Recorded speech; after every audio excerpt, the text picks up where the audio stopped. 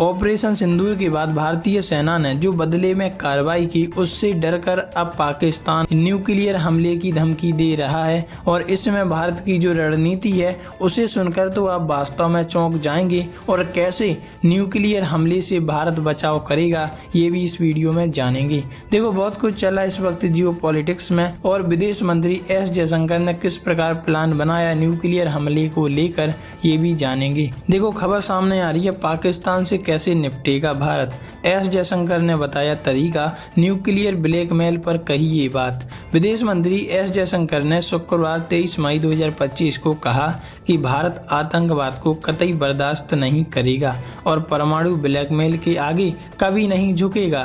Germany के विदेश Johan बेडफोल के साथ संयुक्त संवाददाता सम्मेलन में जयशंकर ने यह भी कहा है कि भारत पाकिस्तान के साथ पूरी तरह से द्विपक्षीय तरीके से निपटेगा और इस संबंध में किसी को कोई भ्रम नहीं होना चाहिए और होगा भी नहीं, क्योंकि भारत जब हमला करता है तो किसी को कानो कान भनक नहीं होती और सामने वाला दुश्मन अगली सुबह ये धमाका देखता है। विदेश मंत्री एस जयशंकर वर्तमान में 3 देशों की यूरोप यात्रा के तहत जर्मनी में हैं। उन्होंने कहा, मैं पहलगाम आतंकी हमले के बाद भारत की प्रतिक्रिया के तुरंत बाद बर्लिन आया था।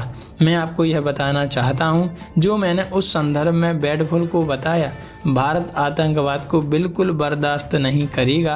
भारत कभी भी परमाणु ब्लैकमेल के आगे नहीं झुकेगा, क्योंकि भारत की शक्ति अभी छीण नहीं हुई है। उसका कई देश समर्थन करते हैं और भारत के पास भी काफी मिलिट्री पावर है। जयशंकर ने कहा, भारत पाकिस्तान के साथ पूरी तरह से द्विपक्षीय तरीके से निपटेगा। इस संबंध में किसी को कोई भ्रम नहीं होना चाहिए। उन्होंने यह भी कहा कि भारत जर्मनी की इस समझ को महत्व देता है कि हर देश को आतंकवाद के खिलाफ खुद का बचाव करने का पूरा अधिकार है और भारत वही कर रहा है। उन्होंने आगे कहा कि हम सभी जानते हैं कि विश्व व्यवस्था काफी उथल पुथल चल रही है। वहीं आर्थिक अस्थिरता के साथ साथ राजनीतिक अनिश्चितता भी स्पष्ट है।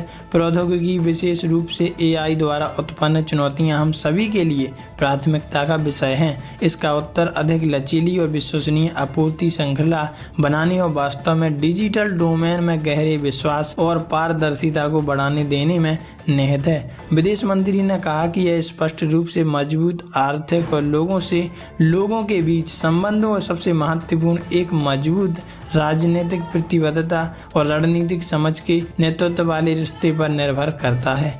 इस प्रकार एस जयशंकर ने वास्तव में दिखा दिया कि अगर भारत पर आतंकी हमला होता है और बदले में अगर भारत कार्रवाई करता है, फिर दोबारा से पाकिस्तान न्यूक्लियर हमले का ब्लैकमेल करता है, तो उसको भी बख्शा नहीं जाएगा। ये एस जयशंकर का कहना है। आपके हिसाब से क्या निर्णय होना चाहिए भारत का, कमेंट में लिखकर जरूर बताइएगा।